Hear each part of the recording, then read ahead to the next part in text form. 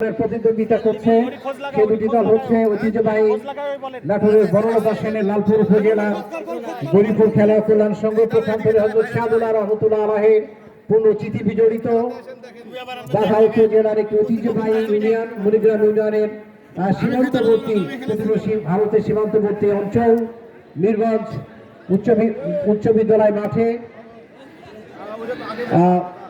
Finalist হিসেবে যে দলটি খেলছে সে দলটি হচ্ছে গড়গড়ি ফুটবল একাদশ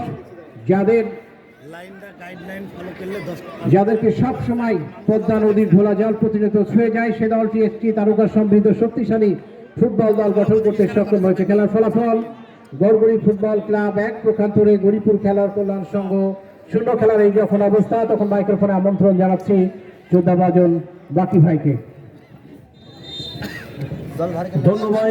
ধন্যবাদ হানি ভাই। প্রথমার্ধের খেলা অনুষ্ঠিত হয়ে চলছে। এই পর্যায়ে আপনারা যারা মাঠে এইমাত্র প্রবেশ করলেন তাদের উদ্দেশ্যে বলছি খেলার প্রথমার্ধেই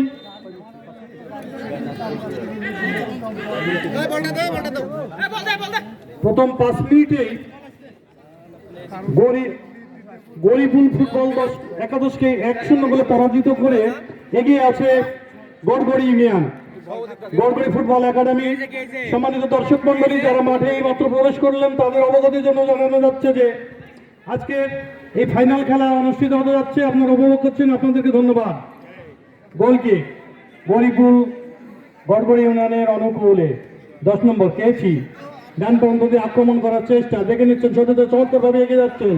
বল নিজের নিয়ন্ত্রণ হারিয়ে ফেলে নিজের গতির সাথে বলের গতি অনেক বেশি হওয়ার কারণে বল সীমানা অতিক্রম করে মাঠের বাইরে ফলে গোলকি। গোলরক্ষক রুবেল বসে নিচ্ছে খেলোয়াড়দের অবস্থান।